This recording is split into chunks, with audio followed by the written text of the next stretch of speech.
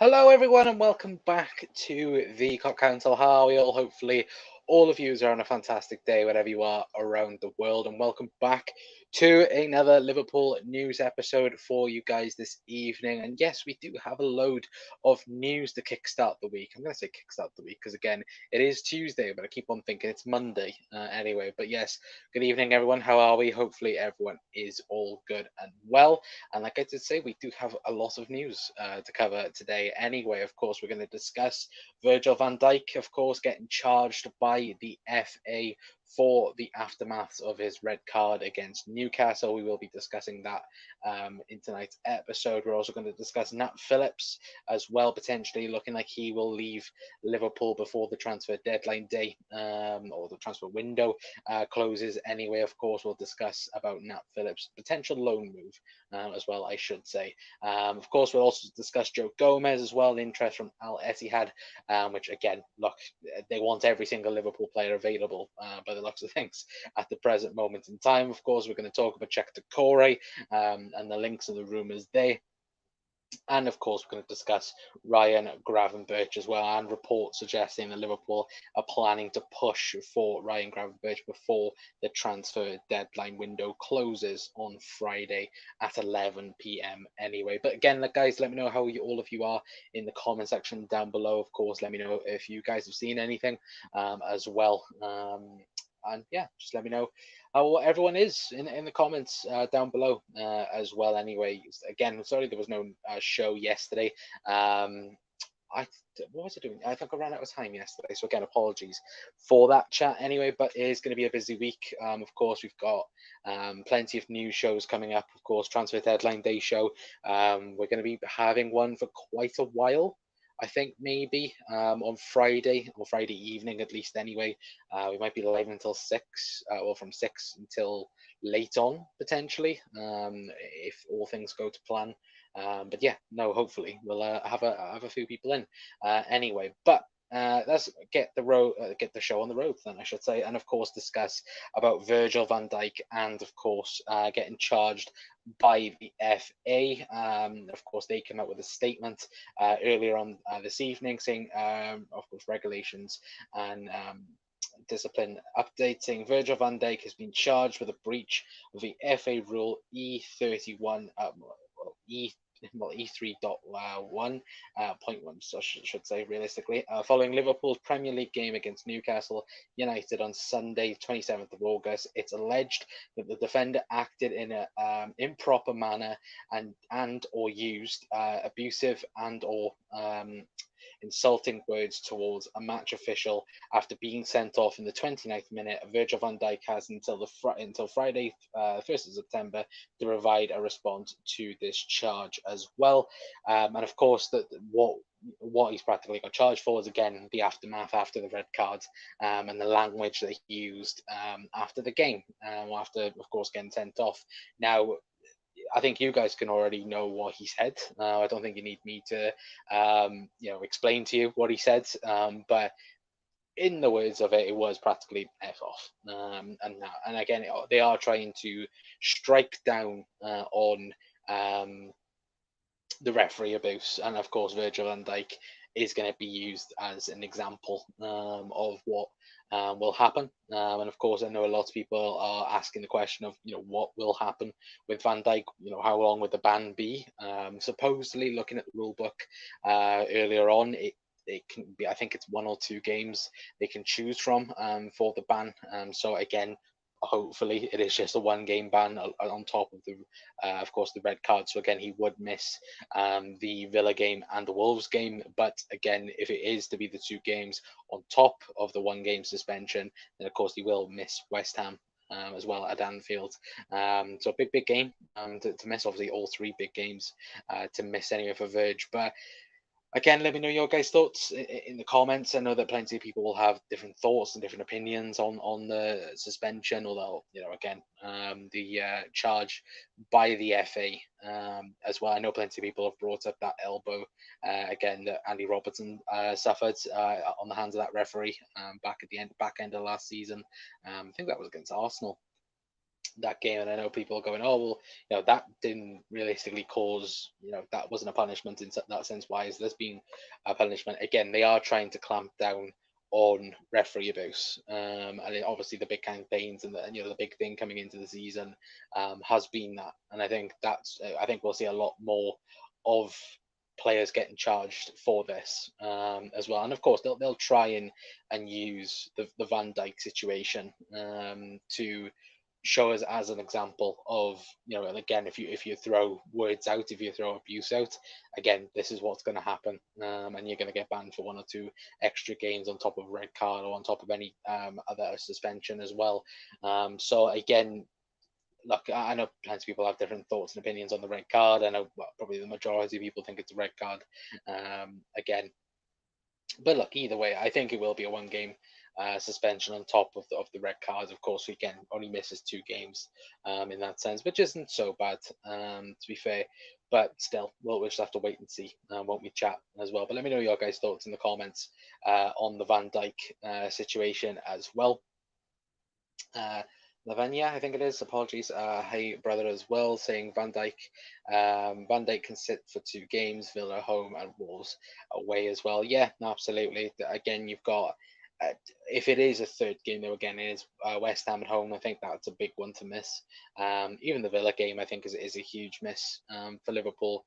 But unless Liverpool do sign a centre half in the next couple of days, it's going to be most likely Joe Gomez and Joel Matip who's going to be the ones defending Liverpool's back line. So again, will be very, very interesting in the next few days, at least anyway. But again, let me know your guys' thoughts in the comments. This time last year we had just 2 points out of 3 games. We are now 7 now with 3 games played. Yeah, a massive improvement, isn't it? Look what buying midfielders does in that sense as well. But no, when you do look at it, though, to be fair, again, we've got 2 of the the hardest fixtures away from home done already in terms of Chelsea away and Newcastle away as well. So look, it when you look at last season, though, they are practically what happened last year as well. To be fair, but yeah, it is that sense, though, isn't it? It's the fact that Liverpool have managed to get 7 points out of 3 games while having 10 men for 2 of the games as well. It's not that bad, is it, chat? To be fair, I think Liverpool have had 10 men for 95 minutes of this season so far, which again, pretty decent. To be fair, when you do take that into consideration as well, because normally if this was Liverpool last season, I think Liverpool, don't get any points out of Bournemouth and don't get any points out of the Newcastle game neither. So some encouragement there, to be fair. Anyway, but we'll move on from the Van Dijk situation, and of course we're going to talk about Nat Phillips now, because of course the transfer window does close at the end of this week. Like I did previous mention, of course, it does shut at Friday, 11 o'clock UK time. Anyway, so of course, obviously all the transfers are very much getting wrapped up, hopefully, anyway, in some sense. But Nat Phillips, according to James Pearce, obviously plenty of interest in Nat Phillips ahead of this week's deadline. Middlesbrough among a number of clubs who want him on loan. Now, there was a lot earlier on suggesting that there's reportedly 4 championship clubs supposedly interested in Nat Phillips and supposedly want him on loan for the season as well. Obviously, I think the last loan he had out to the club was at Bournemouth when they got promoted into the Premier League as well. So he knows the league pretty well. To be fair, obviously it is the English, second division. To be fair, but I don't know. I feel sorry for Nat Phillips in some sense again, because obviously with Konza coming in as well, and obviously Konza obviously now looks like to be Liverpool's 5th choice centre back at least anyway, and it does a little bit leave the question of the position of Nat Phillips. And for me, you do look at it and you're like, well, get him a permanent move now, because he's been promised the last 4 years now, is it, chat? For Nat Phillips, that he's going to be getting a move. And realistically, we haven't seen him get a move yet, or haven't even been rumored. Before, of course, the Middlesbrough link and the Championship links today, that there's been no report suggesting he was going to go anyway. I think there was some in Germany that reckon he could move to the Bundesliga as well, which of course, he knows the league, knows Germany quite well with Stuttgart. Obviously played with Taro Undo at Stuttgart as well. So I don't know. For me, I want him personally to leave on a permanent, because for him himself, not because I want Nat Phillips to go, because I think Nat Phillips is probably Liverpool's best defender as well, I should say. But for me, I personally don't want him to go. I very much like him, to be given a chance a little bit at Liverpool, in terms of squad options. But again, I'd very much love it if he got his move to a big club, or got the opportunity to play first team football, because again, he deserves it. I think Nat Phillips, I always turn around and say he deserves it, especially from that season where we got into the Champions League, thanks to him and Reece Williams, to be fair as well. So not too bad though, to be fair for Nat Phillips. Anyway, but where else do we have? For me, there are 11 top teams, hard to beat, and 6 average. Sure, 3 points a relegation team this year. If we get maximum points away from home, from the top 11, it will be crazy. Yeah, hopefully, mate. As well, and Edward, I don't know what on earth you're chatting, lads. As well, so shush to you as well. But yeah, let me know your guys' thoughts anyway on Nat Phillips. Anyway, but we will move on and discuss Joe Gomez now. This is again a stupid conversation to have around this. Now, I know plenty of people going, "Oh, Liverpool should sell Joe Gomez," but again, we are 3 days away from the transfer window closing as well. Anyway, but of course, if you guys did not see the short yesterday from Fabrizio Romano, saying that LFC had have a short list of defenders. Liverpool's Joe Gomez is very high on that list. Al Ittihad like Gomez as a versatile player who can play anywhere across the back line. Liverpool insist there is no intention to sell important players in the final days of the window. Now, again, how much would Liverpool be wanting for Joe Gomez, even to potentially entertain a bit in that sense as well? Chat, let me know your guys' thoughts. For me, again, it's very much the sense of it's too late in the transfer window to sell a squad option, because again, you look at it, Joe Gomez can play centre half, what's probably Liverpool's fourth choice centre half at the moment, but of course also on top of that, it's also what he's our second choice right back as well, I should say. So when you do look at it, it is very much the sense of it's too far in the transfer window. I'd be very surprised if Liverpool even entertained a bid. But I think if there was to be a bid, chat, let me know your guys' thoughts. Could you say 30, 40 million for Joe Gomez? Probably even more. I would personally say potentially it could be more, considering now it's the end of the transfer window. To be fair, I know that again for Saudi clubs it is a 3-week extension, I think, compared to our transfer window. But yeah, I think personally, look, get it, just put the nail in the coffin and go, look, he's not going anywhere. Move on. I think, to be fair, I think Al Ittihad have got like a list, I think, of 5-6 players that they have on that defenders list. So again, I think realistically, Joe Gomez isn't going to be going anywhere. I think if it was earlier in the window, I think Liverpool might have looked into cash in, potentially. But yeah, again, still, like, can they just leave our players alone?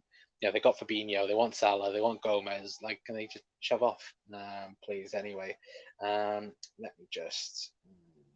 There we go. Get in the bin. What else we have? Liverpool ain't doing anything in this window now. I would disagree. Personally, Venture, I think Liverpool will do something, hopefully, before the end of the window. But in also saying that, I wouldn't be surprised if we didn't either, because, yeah, it is very much the transfer window anyway. But Wiggs is in saying Liverpool scouts are set set for a season watching a 21-year-old French goalkeeper Lucas. I don't know anything about him. Wiggs, let me know in the comments. And yeah, Edward, you're gone, lad. I can't be bothered tonight anyway. But again, guys, let me know your guys' thoughts on the Joe Gomez scenario. I think if it was earlier on in the window, I could very well see Liverpool selling because again, you look at the transfer window, Liverpool. Some people might already say Liverpool need two defenders in that area. Of course, a right-sided centre back and a left-sided centre half in terms of backup forward. Again, for Trent, not for Trent, for Ibu and Van Dijk. So you could very well see Liverpool wanting it, to fill in the two areas. But again, I think realistically, it is very much the sense of, Liverpool won't do that. If Liverpool do sign a centre back, which I don't think Liverpool will, I think Liverpool will sign at least one midfielder before the window shuts. But yeah, again, you look at the centre back market, it's rare at the minute what Liverpool want anyway. But again, let me know your guys' thoughts in the chat anyway. Okay, there's 15 people in anyway. So again, if you're new around here, hit that like button, guys. Hit that subscribe button if anyone is new.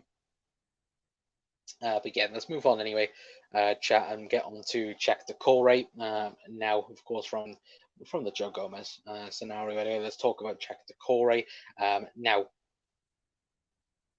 According to Manuel Delaney as well from the Independent, suggesting that Liverpool remain interested in Crystal Palace's midfielder Check Decore, but are currently put off by the asking price. Now, of course, everyone went into meltdown on social media because, again, Decore is not playing currently for Crystal Palace. Of course, I think they are playing in the League Cup at the present moment in time. Of course, they are very much playing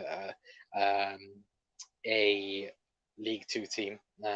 Is a League Two team they're playing, chat as well? But anyway, it's the B team for Palace out of the minute, and everyone lost their mind because Decore is not on the bench either for Palace, and everyone think, oh, Liverpool are going to sign Decore, this, that, and the other. I'm not too sure. Anyway, but in also saying that though, reports out in France this afternoon, anyway, suggesting that active talks are on between Liverpool and Crystal Palace midfielder Check Decore over finding a provisional contract agreement, more to follow. Now, there was also a bit more to this as well.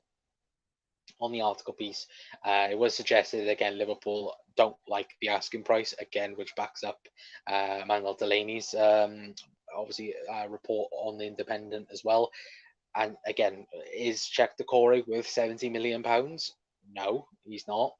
But in this market, he is, and that's, I don't think, a stupid thing to say at the present moment in time. But again, it's all the rumors anyway, and all the suggestions are Liverpool like Decore. Decore wants to join Liverpool if he can, but that that transfer fee does look a bit skewiff, and a little bit as well. It does go against what Liverpool, what we've heard all summer long about Liverpool looking for a multifunctional number 6, which again, is Decore that? I don't think he is. I think he's very much a Fabinho replacement, if you want to call it that.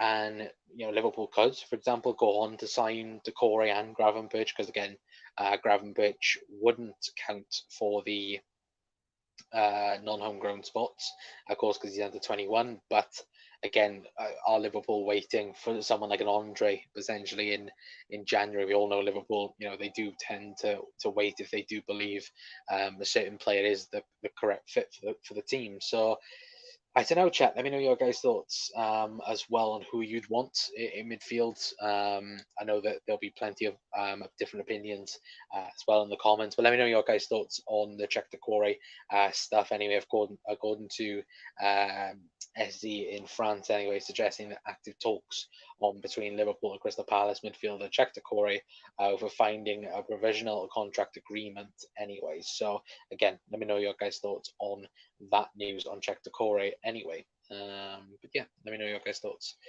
as well. But Anthony saying, I see us trying to get Gravenberch on loan with an option to buy if Bayern allows it as well. Could very well happen, Anthony. I think that's for me. I think that's the only transfer that stands out right now. Um, but in also saying that as well, I have a feeling that Bayern don't want to loan him out. I think if they are going to part ways, then they'll want to sell him. So again, you then ask what's the asking fee, and of course we'll discuss Gravenberch in a moment as well. But I think he will be the one that Liverpool do look at anyway. To be fair, but we are going to move on anyway and talk about Ryan Gravenberch. So thank you, Anthony, for that as well. But obviously, the big news coming out from Florian Plintenberg as well last night. Actually, not last night, this morning, sorry, saying that the feeling is that Liverpool could push for Ryan Gravenberch in the next days. Buying is waiting for concrete offers as he's the number 4 in the central midfield under Thomas Tuchel. And of course, he did go on and add to this as well, saying Gravenberch wants to play regularly and is unhappy with his situation. The player has not been informed of a potential swap deal so far. Gravenberch wants to watch until the deadline day as well. Now, earlier on as well, of course, obviously Gravenberch has been linked to both Liverpool and Manchester United. Now, again, Manchester United, by the looks of things, are out of the race for Ryan Gravenberch. They are looking at other alternatives like Højbjerg from Spurs as well. I think even Amrabat they're still looking at the moment. Of course, obviously they're trying to offload players at the minute. There was also a suggestion that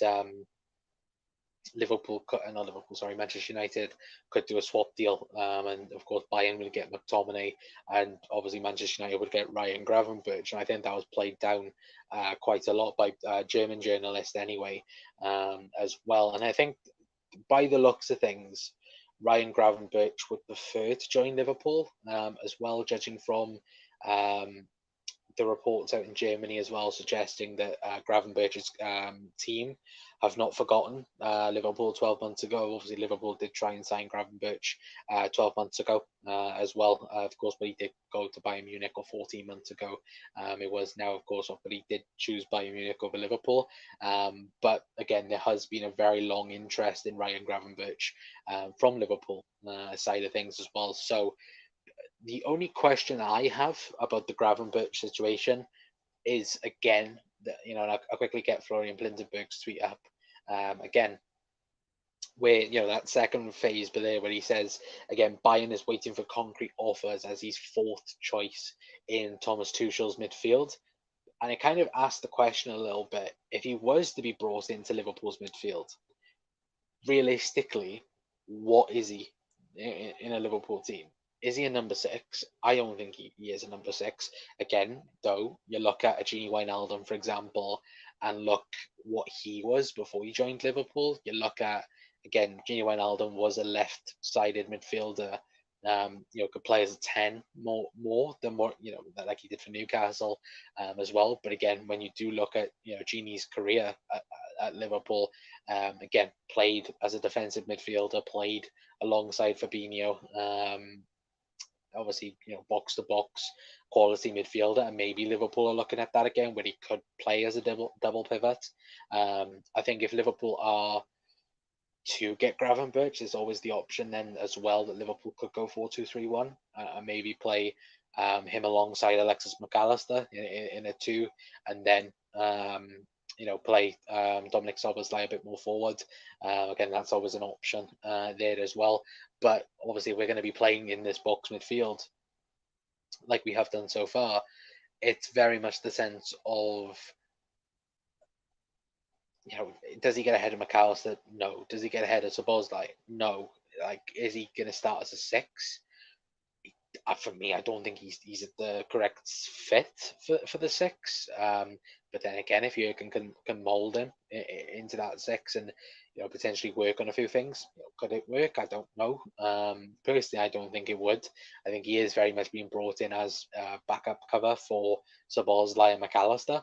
In that regard, of course, when you look at Liverpool's midfield options and certainly the 8s, you've got, of course, Harvey Elliott, Curtis Jones, Stefan Bajcetic, Thiago as well in those scenarios. So it's very interesting, and it will be interesting to see what does happen with Ryan Gravenberch. But I do see him moving before the window, and whether or not that is to Liverpool, that's another question, as of course, because again, there's been reports I think the last week suggesting that Liverpool's I think chief scout has been in Germany trying to get a deal done, or there's been certain people from Liverpool in Germany to try and convince Gravenberch to join the club as well. So again, it would suggest again he is the midfielder Liverpool are going to go for. How much would he cost? That's another big question. I think it's going to be around 30 million if Liverpool are going to move for him now.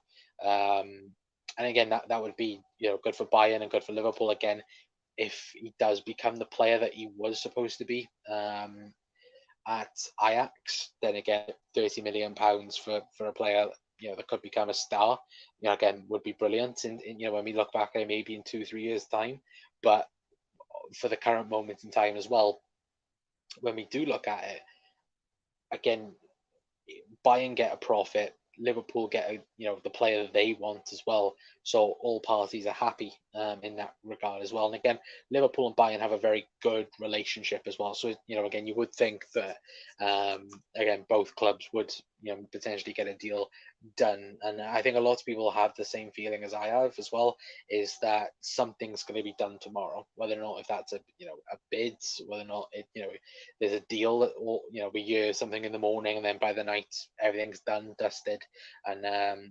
someone's a Liverpool player. We all hope that and dream that, of course. But it is going to be an interesting couple of days chat as well, whether or not Liverpool will do something. Of course, obviously, as Venture says, they Liverpool, his opinion, Liverpool aren't doing anything in the window. I think plenty of people have that thought as well, because you look at the window as itself. Again, it hasn't gone smooth sailing, apart from McAllister to Bosley. The first part of the transfer window, then you look at the second half and it's been chaotic, to say the least. So, yeah, absolutely. I think it will be an interesting couple of days as well. But again, as Anthony says, they an option, loan option to buy. I don't think that's fully out of the question, but again, I do think Bayern would rather sell than loan him out personally. Anyway, but where is Kone? Rumours gone. Get anyone from the back line, especially again injured, mate. I don't think he's going to be going anywhere before the window shuts. I'd be surprised if he did, but yeah, still out with any injury. So I don't think any club are going to buy a player that currently has a knee issue as well, unless of course it is a Jude Bellingham in that sense anyway. But what else we have? I pray to God that Liverpool get him as well. Yeah, I hope so, mate. I hope Liverpool just sign anyone, to be fair. But surprised we aren't going in for Leicester's Ndidi, nor a bad CDM. I would be a solid job for us. Respectfully, no thanks. If we all talked about Fabinho's decline last season, again, we all complained about Fabinho's decline. Indeed, he has had the same sort of decline as Fabinho. It's probably been a bit worse than Fabinho. Again, probably Ant would maybe disagree with that. Obviously, Ant from Leicester Fan TV, but I personally wouldn't want Ndidi. Maybe 3-4 years ago, maybe. But yeah, certainly not now. I think to even look at it, I think he's still 26 or just turned 26 as well, which is mental when you actually look at it. But yeah, not for me anyway. I know that Forest, I think, is supposedly looking at him as well. It's a big mistake if we don't get in a midfielder or centre back. We need something with the amount of games coming. Yeah, I absolutely agree. And that's the thing. I think a load of people, including myself, if we wasn't to sign anyone else, this window would be classed as a failure, because I think if Fabinho had stayed, if Jordan Henderson had stayed, then you look at the signings. I think even then you can argue the fact that Liverpool didn't, haven't gone and signed a centre half. That classes as a failure in itself. But for me, Liverpool are still lacking a midfielder, and obviously a DM is obvious. Liverpool are lacking a DM and a centre back. Obviously, Wataru Window. Obviously, I think he had an okay game against West Ham. I don't think again it's difficult to even judge him, of course, because again he's played all the minutes for Liverpool so far with 10 men on the field. We haven't seen Liverpool play with 11 men so much so far anyway. But that's the thing, and for me, if Klopp thinks he can turn Gravenberch into that multifunctional number six who can attack but can also defend in certain areas, then fair enough. But I do have concerns with Gravenberch. I'm not going to lie. If Jurgen thinks he is the six for Liverpool in the future, and again, Wataru Window is the backup, maybe I do have concerns for that. Or maybe even Jurgen might be thinking that Bajcetic and Thiago could be the six. Again, if we're using that multifunctional six quote as well. So it will be interesting, I think, in the next couple of days. Obviously, tomorrow, hopefully we hear some news. But yeah, we're all hitting and hoping, aren't we, chat? At the present moment in time, anyway. So when Liverpool are going to, finally get a signing done, anyway. But yeah, hopefully it will be over the next couple of days. We will hear something concerning either Gravenberch or Decore, or maybe even another midfielder we haven't even been linked with yet. That would be wonderful if that could happen as well. Anyway, but yeah, I don't see something big. I think big games coming up as well. Yeah, absolutely, 100%. I agree with you there, mate, 100%. But yeah, guys, if again, let me know your guys' thoughts in the comments. Anyway, of course, there is 16 people in right now, so again, get comments in down below as well. But there's also that big question: will Liverpool allow Gomez to leave? I don't see it happening. If it was early in the window, yes, but not now. I would agree, 100%. I think Liverpool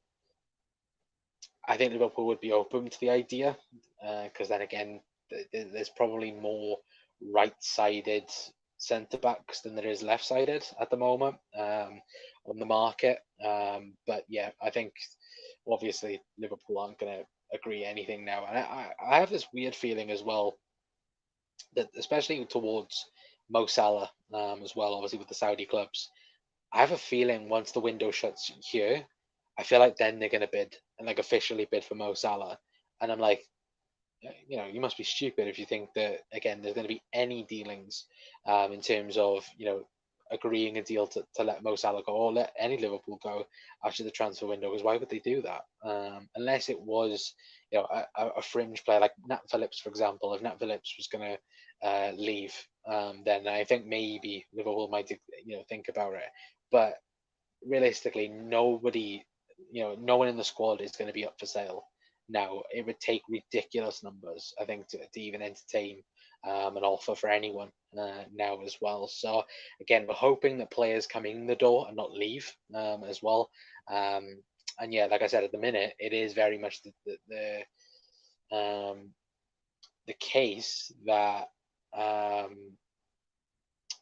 nobody will be leaving anyway at the moment. But what else do we have? Let me just quickly check Twitter. Yeah, there's nothing on there at the minute anyway. But Nicola is in as well, saying we have reportedly sent an offer to Crystal Palace for Decore. So I was just taking a look at me. Let me know who sent it, who said that we sent, or rumours that we sent a bid in. As far as we know on Decore, I'll quickly get it up for you, Nicola, as well. Of course, so what we know so far about Decore, according to, sorry, let me quickly get your comment off, my friend, saying, of course, Liverpool remain. Sorry, trying to get that off. There we go. Liverpool remain interested in Crystal Palace midfielder Czech Decore, but are currently put off by the asking price. And then there was a report out in France suggesting that active talks between Liverpool and Crystal Palace midfielder Czech Decore over finding a provisional contract agreement at the moment as well. Obviously, more to follow. And again, there's been nothing else to report on the Decore situation as well. But if that's if that's a rumor and if that's true, then Liverpool might bid ridiculous money potentially for Toure. But then, it's like I said earlier on, it does go against what Liverpool journals have reported so far, or what all journals have reported so far, in terms of, Liverpool are looking at a multifunctional number six, and not an out and out DM, which again, that would be interesting in that regard. But yeah, I do have my doubts on the stories anyway. But I hope and dream that Liverpool do actually sign someone before the window closes anyway. Doesn't Mo have AFCON in January? I do see him leaving next summer. Yes, he does. Obviously Mo has AFCON, and Endo has the Asian Cup, I think it is. So both of them will be gone in January. I think Endo is gone longer than Mo, I think. Or I want to say. Anyway, I don't know in particular, but I think I heard that Endo will be gone longer than Mo Salah. So again, obviously two key Liverpool players. Not necessarily good, is it? The fact that they're both gone as well, because I think we've got Chelsea and I think Spurs in between them two going as well. So again, not realistically great, is it? Raza says, "What about that defender Arthur? We are looking at him. Your thoughts?" I like his statistics. I like his stats, but again, would take up a non-homegrown spot. It would make sense if Liverpool were going to go after him and Ryan Gravenberch, because again, Gravenberch doesn't take up a spot. So again, it would allow Liverpool to do that. But I don't believe you get.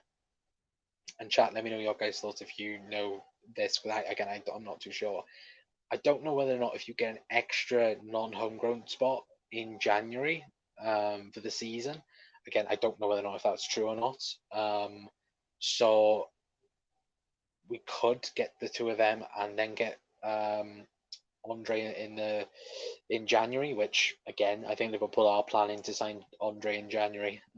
But again, I like his stats. I think he's most comparable to, I think, is it Gabriel from Arsenal as well. So on statistic wise, he does look very good. There's only talk. We apparently offered a contract to agree terms before putting in a bid. In. It's all fake news until someone reliable says anything. Yeah, absolutely. Again, Wigs, I think people lost their minds, didn't they? Because Decore wasn't in the League Cup squad, and everyone's like, "Jesus Christ, it's happening!" The same thing happened with Jota when Jota signed. I'd love it if it was to be the case, but yeah, I do have my doubts. I'm not gonna lie. Can't believe rumors. Can't believe rumors still is holding the shirt nowadays. Personal terms mean nothing. Yeah, exactly. Look at Lavia. I think we said it, didn't we? And we've done plenty of videos this summer on targets and so on. Like, you look at Lavia. Lavia was supposedly more or less done. He had agreed with Liverpool. He wanted to come. And then Liverpool messed around with the bids. And then, of course, the Chelsea stuff happened with Caicedo, as well as, like Jurgen said, when we signed Endo, we had an agreement with the player, with the team and the player. Unlike with Moises Caicedo, because again, the club got used massively, didn't we, in the Caicedo situation. So again, like I said, the second half of the transfer window has been terrible in terms of Liverpool's strategy. I want to say in terms of Liverpool's, getting the deals done. It has been crap. But again, I hope that Liverpool do something in the next 3 days. I hope and dream anyway. But it's like I said to you guys earlier on, I could fully see Liverpool not signing anyone for the rest of the transfer window, and I don't want to think like that. I'd like to think Liverpool sign a midfielder. I'd like to think, sorry, Liverpool go and sign a defender. But we know what this club is. We know what it's like as well, and it might be another calculated gamble that they'd like to throw out as well in terms of not getting a DM. Because when you do look at the market at the minute, again, you've got Declan Rice going for ridiculous money. You've got Caicedo going for ridiculous money. I think this is why. I know, obviously, I think was it Neil Warnock, whatever his name is, said on Sky Sports again it was a PR stunt by FSG. I don't think personally it was a stunt. I do think that Liverpool did very much think that they could get Caicedo and were willing to bid 100, a world record transfer fee for him. But I think when they do look at the market now, and you do look at the DM market, everyone's getting quoted 60, 70, 80, 90 million pounds when they are 30, 40 million pound players. I think that's what Liverpool might do as well. They might wait 12 months and go, look, we'll if we can hold out for a year, get back into the Champions League, see what we can do then I think Liverpool might return back into the DM market once everyone's calmed the fuck down in terms of putting people up for sale anyway. But we're already getting little takeover rumors resurfacing just before the window shuts. It's all PR to save face. If we don't do anything else in this window, it's typical FSG. Yeah, I can 100% agree with the Wigs. And again, if they don't sign anyone, it will cause problems because again, at the minute we've been lucky in the sense of again we've won against Newcastle with 10 men. We've won very much the sense of again getting Chelsea draw away and beating Bournemouth as well. So 7 points from 3 games, not bad. Especially if we beat Villa as well. 10 points from 12 the first 4 games of the season is very, very encouraging. But then if things start to go south, in terms of the results or the way we play or injuries, again, heavy criticism will be towards Jurgen himself, the boards, FSG, and they can't hide away from it because at the moment, again, Liverpool are leaving themselves short at the moment in the transfer window. And again, I think all of us would have said, Liverpool are not going to do that. They made the mistake last year. They gambled with it, and of course, this summer will be different. And at the present moment in time of recording, if it was to stay like this, Liverpool are probably playing an even more bigger gamble than what they did last season in not getting the correct midfielders in. Because again, if we don't go and buy, if we don't go and buy a midfielder and then we don't go and get Champions League, then you start asking questions then about the top players at the football club, the Van Dijks, the Alissons, the Mo Salahs. Again, even though I do think it is Mo Salah's last season at the club, because again, I do think the Saudis will come in for him next year and there will be a bidding war for him. Again, I have no doubts about that. I know certain people go, oh, well, he's 1 year left on his contract. There'll be no one that will go in a bidding war for him. It's Mo Salah. Let's not forget that neither. Like, Jesus Christ, Harry Kane went for 100 million euros, 110 million euros on a 1 year contract. Mo Salah can go even more, I think, especially if he has another 30 goal season contribution, goals and assists season as well. He's going to be up there for sure, 100% as well. But yeah, I agree, 100% Wigs. We still get Andre on deadline day. I think that's after his team plays the 2 cup games. Yeah, so he plays. I think. To be fair, are they playing now? I think they might be playing now. I'm not sure though, to be fair. But yeah, I don't. It would be a massive rush. I don't think Liverpool get it done. And plus, I think Liverpool can sign him for half the price. Is it as soon as the window shuts? To be fair, so again, I can't see it. To be fair, if I'm being honest, Christian Folk wrote it for Decore, and Decore is not in the lineup tonight at all. But okay, that's all rum rumors. There will be a lot of these last days as well. Yeah, exactly. Like you look at, I think even now, is it Ansu Fati from Barca? I think Chelsea get rumoured with him, and even Spurs, I think, again rumoured with him as well. So, there's going to be some crazy stories over the next couple of days as well. Of course, there is. It's the end of the transfer window. Quickly get your last bait in and have a look who bites on it as well. To be fair, isn't it? To be fair, chat. But realistically, is Decore a £70 million player? Just don't see us paying it. Yeah, I don't see us paying it, if I'm being honest. But then again, to Palace, he is absolutely worth that. And as well, even if Liverpool did bid it, who's to say that they would turn it down as well? That's that's the realistic thing about it as well. Shock, Erling Haaland named PFA Player of the Year. Shock. What is more of a shock, though, by the way, chat, is Alisson wasn't in the team of the year. That's ridiculous. Even though I know Liverpool had a shocking season, but Alisson was best goalkeeper in the league and the world. Again, laughable as well. There was a link to Felix. Yeah, again, nothing nothing truthful about that, I would say.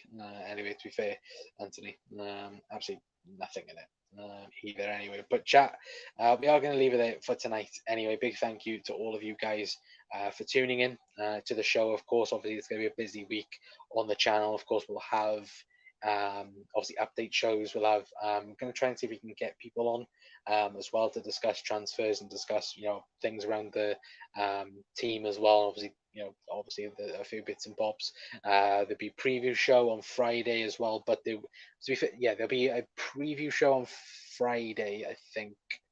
Or it might even be on Saturday potentially, but considering how we're going to plan the transfer deadline show, because again, we might be live for a while on Friday potentially. So again, we will just have to wait and see, won't we, chat? But yeah, if you're new around here, hit that like button, hit that subscribe button as well, guys. For any breaking news, of course, we'll be live straight away for it anyway. And yeah, we'll hopefully hear some news in the next 24 hours about Liverpool signing players, or looking like we're going to be signing players anyway. And hopefully by transfer deadline day, Liverpool will get their business all sorted anyway. But until next time, guys, that's going to be it from me. I've been Connor from the Cop Council. I'll see you later on. Ta-ra.